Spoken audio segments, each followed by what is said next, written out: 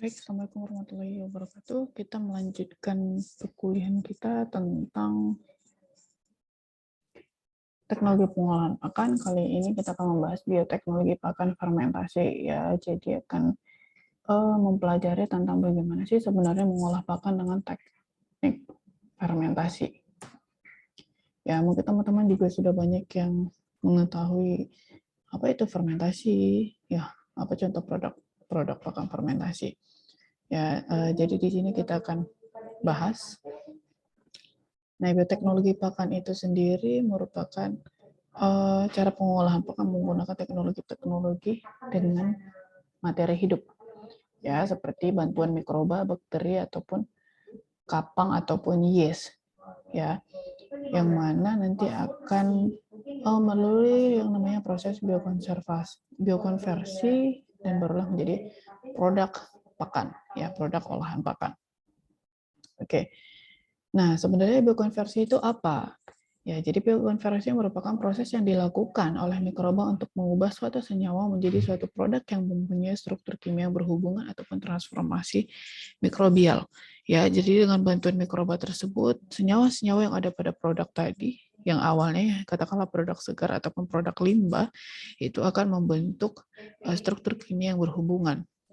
Ya, jadi proses untuk mengonversinya ini akan dapat mengubah suatu bahan organik menjadi produk lain yang berguna dan memiliki nilai lebih dengan memanfaatkan peristiwa biologis ataupun dengan bantuan materi biologis, ya materi hidup, ya menggunakan bantuan makhluk hidup. Jadi kalau kita katakan bio itu berarti hidup. Jadi penggunaan bioteknologi ini menggunakan bantuan makhluk hidup seperti bakteri, kapang ataupun yeast, ya. Nah, produk-produk yang dihasilkan seperti sel-sel mikroba ataupun biomasa, kemudian enzim, metabolik primer, dan metabolik sekunder. Ya. Nah, dalam menghasilkan produk-produk ini tentunya proses biokonversi ini akan dipengaruhi oleh beberapa hal. Yang pertama, sifat fisik dan kimia substrat yang digunakan. Ya. Yang sifat fisik dan kimia substrat ini seperti kelarutan, ya kelarutan pada umumnya zat larut lebih mudah didegradasi, ya zat-zat yang larut itu lebih mudah didegradasi. Oke, kemudian luas permukaan, semakin luas permukaan dari si bahan pokok tersebut tentunya akan lebih mudah diserang ataupun lebih mudah difermentasi oleh si mikrobanya. Oleh karena itu, untuk mempercepat proses degradasi digunakan substrat dengan ukuran yang kecil. Ya, jadi ukuran substrat yang lebih kecil itu akan lebih mudah digunakan. Oke. Yang ketiga, kemampuan mengadopsi uap air, material yang higroskopis lebih mudah diserang oleh mikroba. Ya, jadi bakteri-bakteri yang menyukai, materi-materi yang menyukai air itu lebih mudah diserang mikroba. Ya, diserang bukan artinya negatif ya. Artinya itu mikroba lebih cepat untuk memprosesnya. Oleh karena itu, kelembaban sangat mempengaruhi kondisi proses. Ya, mikroba itu sifatnya menyukai sesuatu benda yang lembab, ya, yang memiliki tingkat kelembaban ataupun kadar air yang tinggi. Ya, makanya dikatakan di sini kelembaban sangat mempengaruhi kondisi proses. Oke. Nah, kemudian sifat kimia substrat. Pengaruh struktur kimia dalam mendegradasi oleh mikroba, pada umumnya senyawa karbon yang terbentuk secara alamiah lebih mudah didegradasi daripada yang sintetik. Ya, artinya di sini bahan-bahan yang alami itu lebih mudah didegradasi daripada bahan-bahan sintetik. Ya, bahan sintetik itu adalah bahan-bahan buatan, ya buatan manusia, bukan yang alami, memang terbentuk secara alami. Oke, kemudian faktor lingkungan. Nah, faktor lingkungan ini sangat penting ya dalam bidang peternakan, baik itu dalam pengolahan pakan ataupun dalam pemeliharaan. Ya, dalam pengolahan produk juga ini sangat penting. Ya, kenapa? Karena setiap spesies mikroba mempunyai kisaran kondisi lingkungan dalam batas-batas toleransi yang sempit. Ya, jadi mikroba itu ada yang tumbuh pada suhu dingin optimumnya, ada yang pada suhu sedang, ada yang pada suhu tinggi.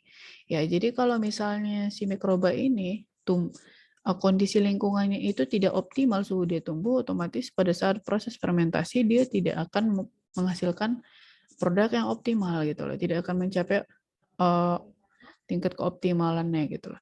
Jadi produk yang dihasilkan itu tidak sempurna, tidak bagus ya. Jadi kalau mikroba itu kita tumbuhkan di luar batas dari toleransi dia untuk tumbuh, maka nanti biodegradasinya juga tidak sempurna. Artinya produk yang dihasilkan juga tidak sempurna, tidak tercapai yang kita inginkan.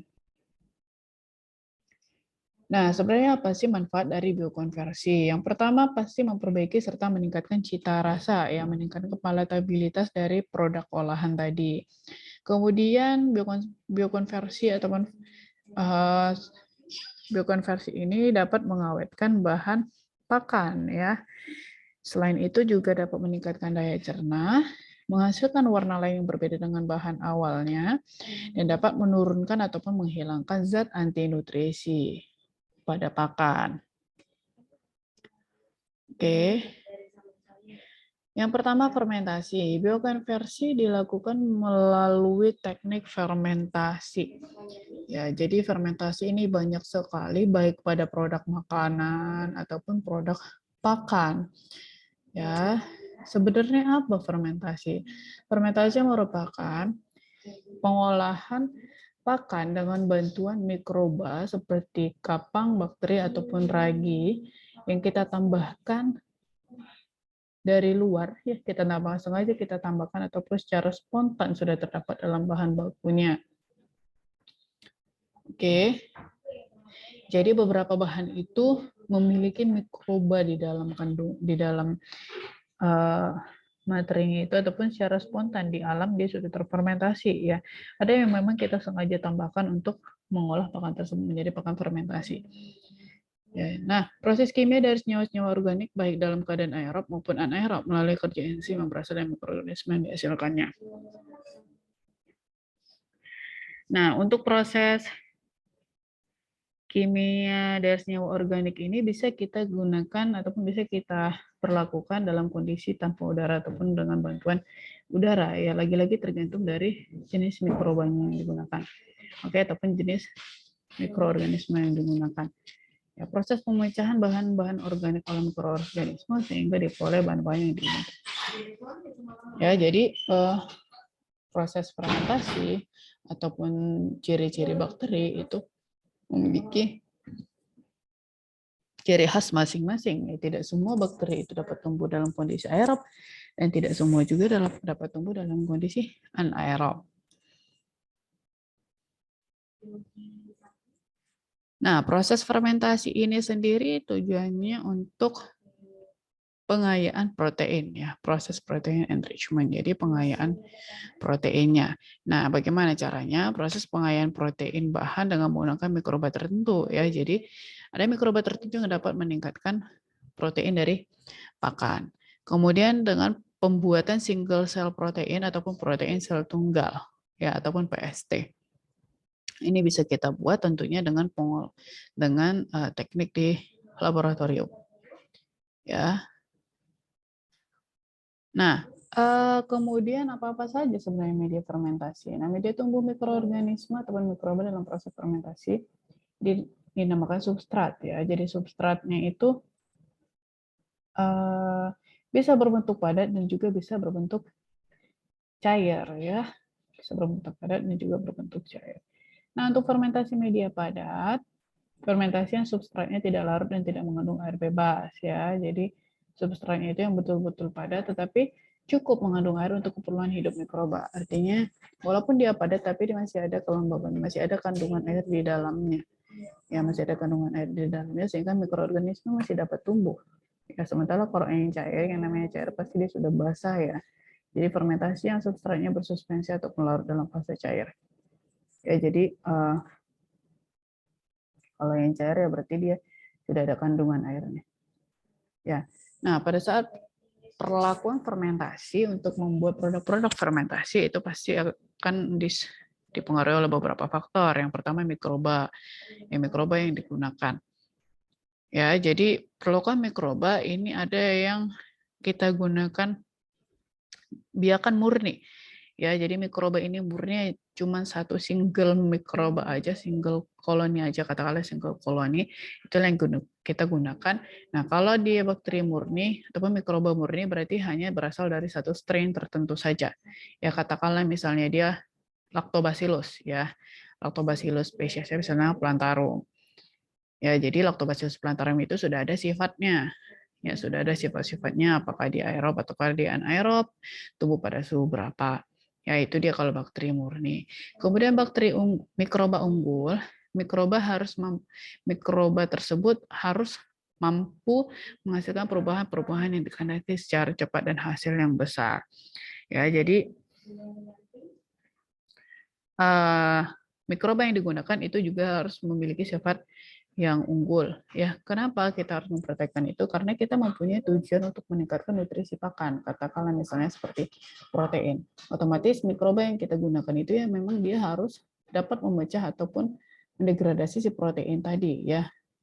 Misalnya seperti katakanlah seperti jerami ya, jerami misalnya limbah gitu ataupun limbah kedelai misalnya. Ya, kita bisa memfermentasinya tentunya dengan cara menambahkan mikroorganisme yang dapat meningkatkan nilai protein tadi. Yang namanya limbah itu masih memiliki kandungan nutrisi tetapi tidak banyak.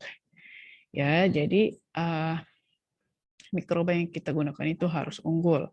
Yang pertama tadi dia murni, ya harus murni, tidak bergabung dengan yang lainnya.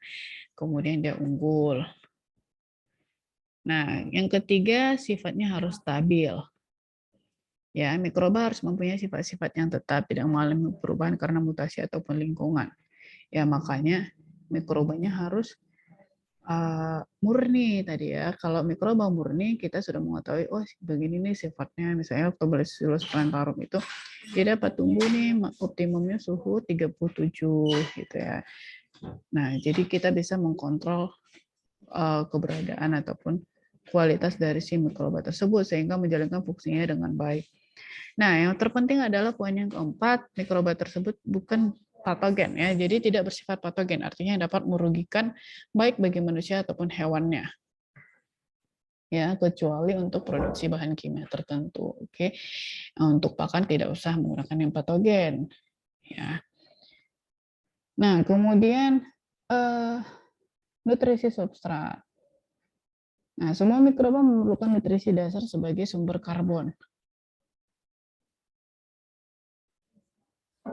Ya, jadi semua mikroba itu membutuhkan nutrisi juga, membutuhkan makan juga, membutuhkan sesuatu yang dapat meningkatkan kemampuan dia untuk berkembang.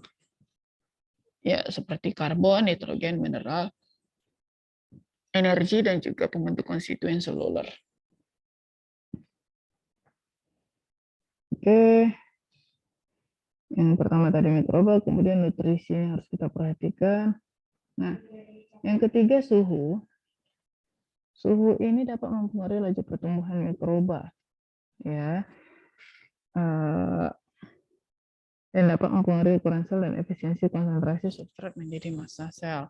Ya, seperti yang sudah saya jelaskan tadi, setiap mikroba itu memiliki suhu untuk pertumbuhan masing-masing. Ya, jadi tidak sama semuanya.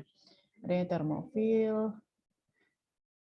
suhunya ada yang pada suhu dingin, ya, ada yang pada suhu sedang.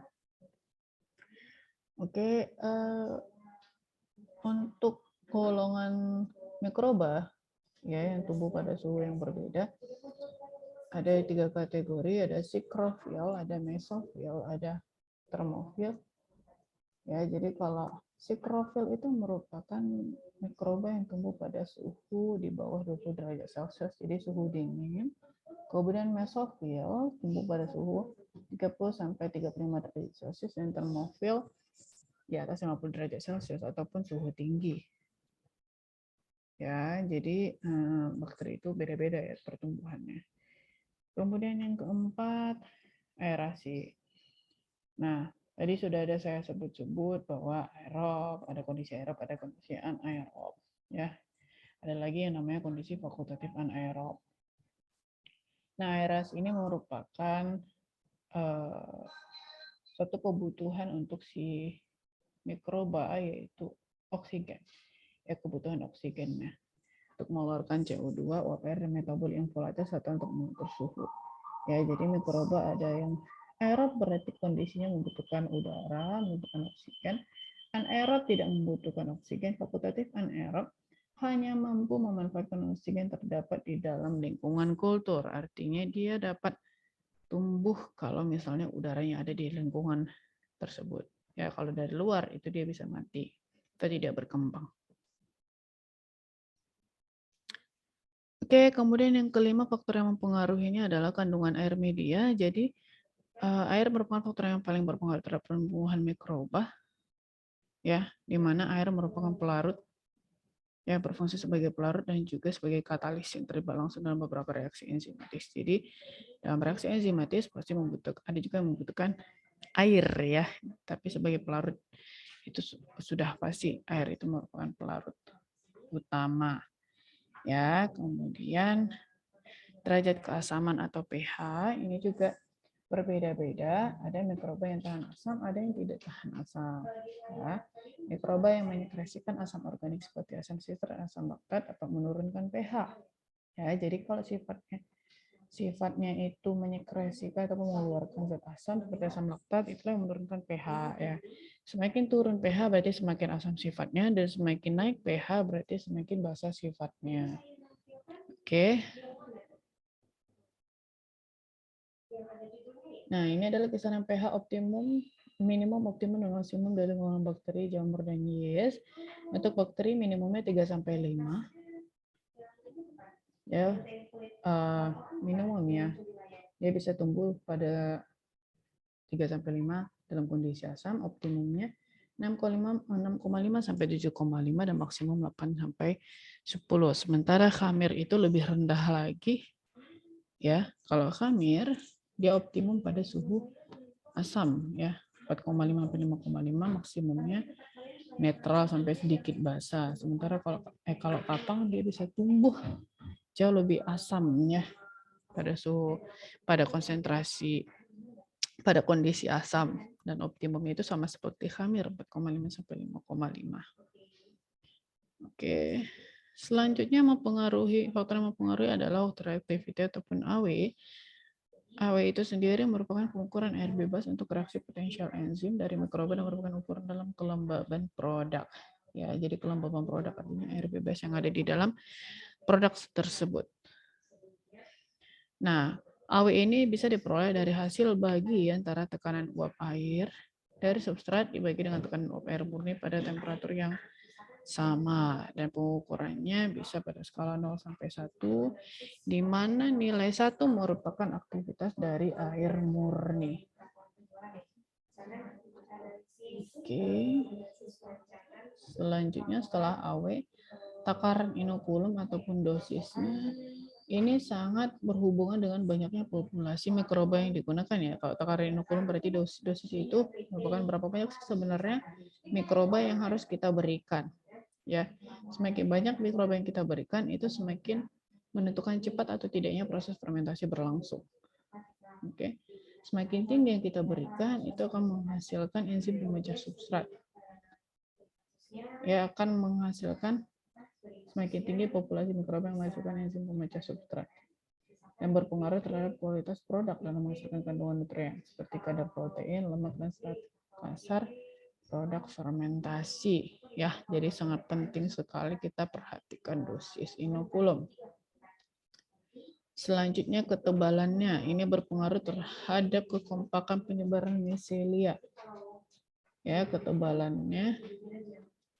Kemudian menentukan keberhasilan pada perombakan nutrien. Nah, semakin menyebar dan kompak pertumbuhan mikroba, semakin tinggi produk protein mikrobial terbentuk, demikian juga zat makanan lainnya. Ya, jadi semakin banyak dan semakin menyebar, dia akan menentukan lebih baiklah dia nanti produk protein mikroba yang dihasilkan. Ya, jadi untuk ketebalan substratnya itu 2-3 cm. Ya, 2-3 cm. Nah, Selanjutnya, apa saja sebenarnya perubahan yang terjadi selama proses fermentasi? Nah, proses fermentasi itu dapat merubah beberapa kandungan ataupun nutrisi pada pakan seperti protein, karbohidrat, lemak, vitamin, dan lain-lainnya ya. Sehingga perubahan-perubahan tersebut tentunya akan merubah nilai gizi yang ada dalam satu produk pakan. Nah, pada saat penggunaan fermentasi ataupun pengolahan secara fermentasi, ini akan membentuk yang namanya zat antibiotik yang alami yang memiliki sifat berbeda dengan antibiotik sintesis ya, sehingga tidak menyebabkan resistensi kuman dan tidak terakumulasi dalam tubuh. Ya, jadi tidak menimbulkan residu ataupun tidak meninggalkan residu dalam tubuh. Oke. Nah, untuk masing-masing nutrisi ini akan membutuhkan substrat yang berbeda-beda. Kalau bakteri yang dapat memecah protein itu merupakan biasanya disebut mikroba proteolitik, yaitu mikroba yang dapat memecah protein menjadi komponen-komponen nitrogen lainnya ya, menjadi komponen yang lebih sederhana. Ya, kalau protein itu berarti dia sudah kompleks ya. Kemudian dia dipecah menjadi yang jauh lebih sederhana. Nah, kalau untuk memecah selulosa, kita membutuhkan yang namanya mikroba selulolitik. Ya, mikroba selulolitik itu dapat mengubah serat kasar dan derivatnya menjadi komponen yang lebih sederhana. Ya. Nah, kemudian mikroba amilolitik ini dapat mengubah karbohidrat dan turunannya menjadi alkohol, asam, dan CO2. Ya, amilolitik berarti amilum dapat memecah amilo. Kemudian untuk memecah lemak dibutuhkan mikroba lipolitik yang menghidrolisis lemak, fosfolipid, dan turunannya. Oke. Nah, selanjutnya fermentasi substrat padat. Nah, kalau kita menggunakan substrat yang padat, ya tingkat keberhasilannya itu kita bisa melihat ada nggak pertumbuhan miselium ataupun hifa pada permukaan substrat. Ya, jadi kalau yang padat itu kan seperti kapang ataupun khamer ya. Jadi ada nggak sih dia pertumbuhannya? Ada nggak sih seperti serat-serat yang tumbuh gitu lah hifanya ataupun miselium yang terbentuk gitu ya. Jadi masing-masing penggunaan substrat padat ataupun cair itu akan memberikan keuntungan. Ya, yang namanya fermentasi pasti memberikan keuntungan. Yang pertama, medium yang digunakan relatif sederhana. Nah, kemudian ruang yang digunakan relatif kecil dan sederhana, dan inokulum ataupun dosis inokulum yang digunakan dapat disiapkan secara sederhana. Ya, jadi gampang sekali. Ya, misalnya kita mau menggunakan ragi, ya tinggal beli ragi. Ya, harganya juga tidak terlalu mahal dan sangat sederhana sekali. Oke, kondisi substrat tempat pertumbuhan mikroba mendekati kondisi habitat lainnya. Dan untuk aerasinya, untuk kebutuhan oksigennya dihasilkan dengan mudah karena ada ruang di antara tiap partikel-partikel substrat. Ya, jadi antara partikel-partikel substrat tersebut ada oksigen yang ada terdapat oksigen. Selain itu, produk yang dihasilkan dapat dipanen dengan mudah. Umumnya tidak diperlukan kontrol pH dan suhu yang teliti seperti pada fermentasi substrat cair. Ya, kenapa seperti itu? Karena kalau tadi sudah dibahas ya pH untuk substrat padat itu seperti kapang dan khamer itu dia bisa tumbuh pada suhu asam. Ya, suhu asam. Jadi paling-paling mentok itu memang pada suhu netral aja ya, pada pH netral. Nah, tapi kelemahannya juga ada, yaitu yang pertama keterbatasan jenis mikroba yang dapat digunakan, kebutuhan jumlah spora inokulum yang cukup besar, sukar dilakukan penetapan bobot miselium secara teliti, adanya masalah mengenai panas yang timbul bila digunakan substrat lembab dalam jumlah besar, dan pengukuran kadar air dan pH lebih sulit. Ya. Nah, sementara kalau substrat cair, keuntungannya komposisi dan konsentrasi inokulum dapat diatur dengan mudah ya, seperti dosisnya, misalnya dosisnya 1 mili, berarti cuma 1 mili lah yang kita gunakan. Ya, jadi bisa kita ukur. Oke. Nah, selain itu kalau substrat cair kan tadi dia murni, yang katakanlah seperti contohnya tadi Lactobacillus plantarum. Berarti yang kita berikan Lactobacillus plantarum, jadi kita mudah untuk mengontrolnya dan tidak memerlukan takaran ataupun jumlah inokulum yang tinggi. Ya, jadi dia bisa tumbuh sampai bisa berkembang dia.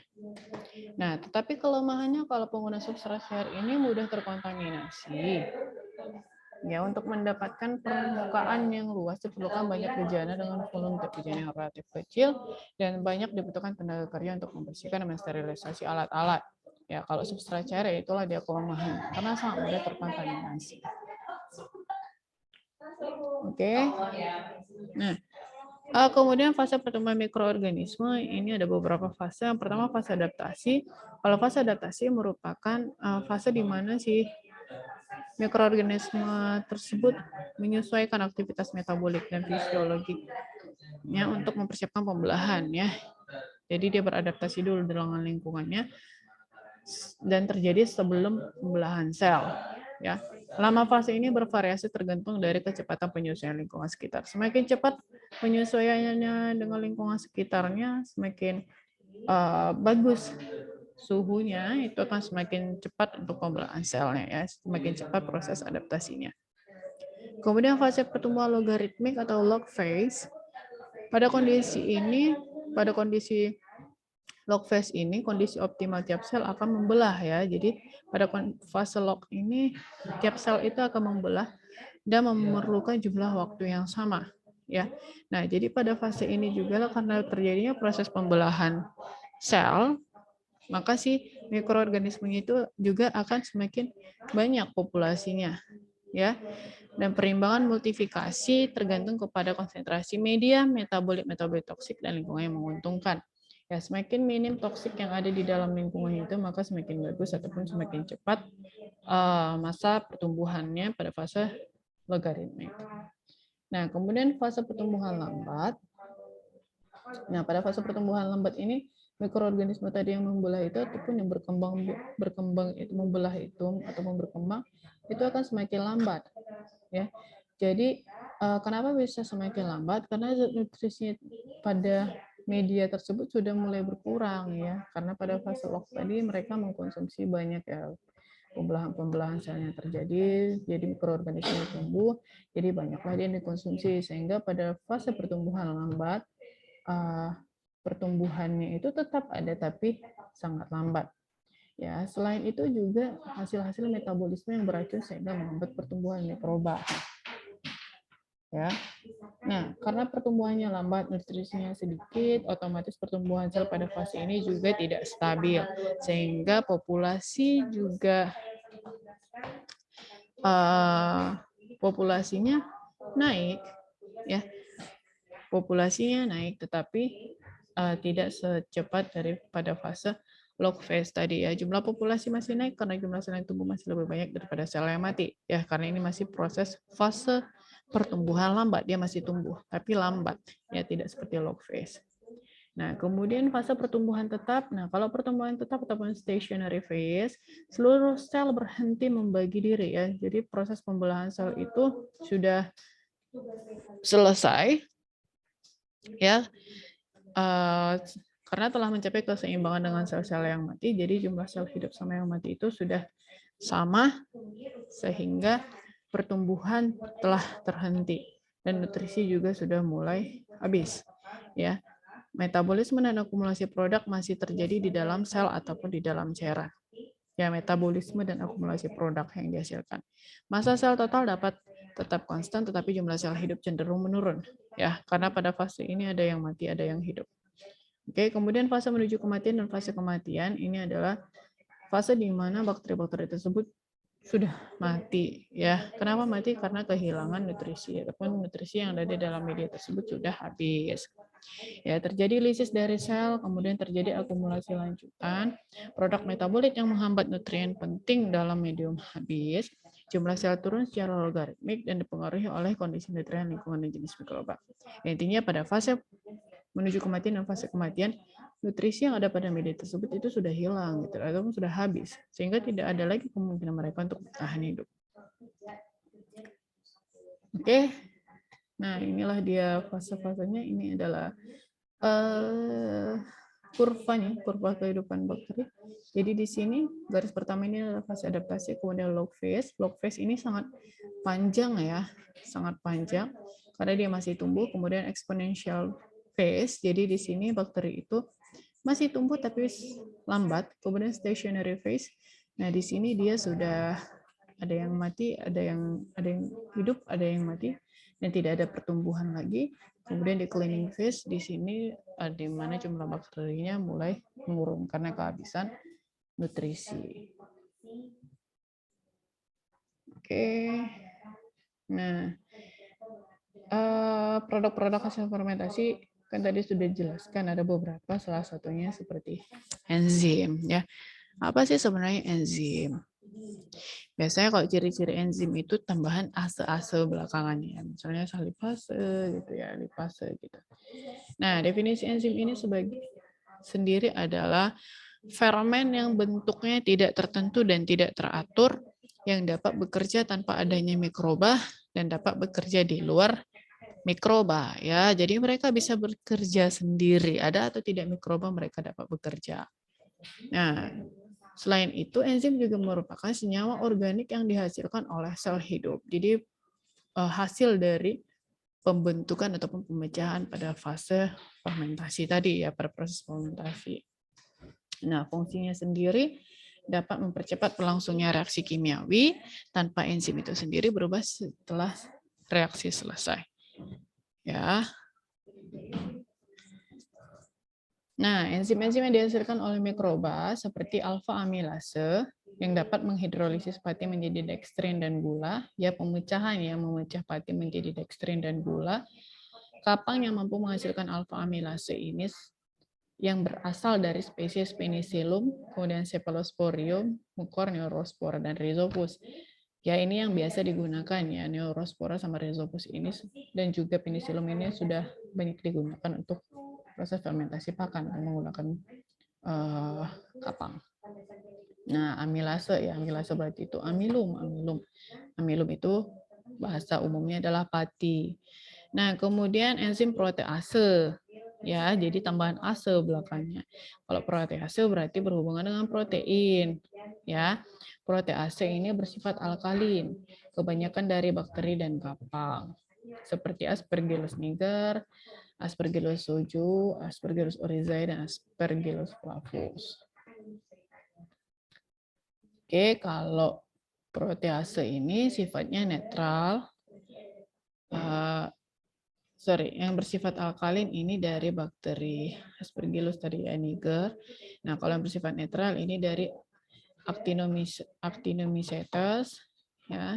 Kemudian kapang Aspergillus oryzae ini juga memiliki sifat netral, tapi dia juga ada alkali. Nah, kalau yang bersifat asam, pH optimumnya 2-3, dihasilkan oleh kapang Aspergillus sp. Ya, jadi Aspergillus. Kemudian lipase, kalau lipase berarti berhubungan dengan lipid ataupun lemak. Ya, enzim lipase berfungsi dalam penyedia asam lemak bebas dari fatty acid methyl ester ataupun FAME yang penting dalam industri biofarmasi untuk pembuatan deterjen serta produk gliserol. Ya, kemudian inilah dia penggunaan enzim lipase. Ternyata dia digunakan untuk pembuatan deterjen. Ya, karena dapat menyediakan ya ataupun membentuk asam lemak bebas bagi fatty acid methyl ester. Nah, contohnya kalau yang biasa digunakan ini untuk produk pakan adalah Aspergillus mucor, Rhizopus, Penicillium, dan lainnya. Oke, kemudian selulase.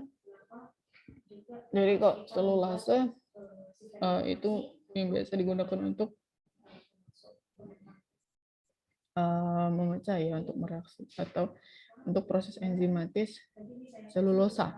Ya, kapang umumnya memiliki selulase karena habitatnya di alam adalah banyak mengandung selulase. Ya, jadi selulase itu untuk selulosa. Kemudian glukoamilase ini juga dapat memecah pati. Kemudian pektinase ini untuk memecah pektin. Ya, jadi setiap enzim itu sudah memiliki tujuan tertentu ya, untuk apa ya, maksudnya untuk proses enzim itu untuk apa, untuk pemecahan apa, untuk mendegradasi apa gitu ya. Oke, jadi cukup sekian materi kita tentang bioteknologi fermentasi pakan. Kalau ada pertanyaan boleh meninggalkan di kolom komentar ataupun bertanya pada grup kelas masing-masing. Terima kasih banyak. Assalamualaikum warahmatullahi wabarakatuh.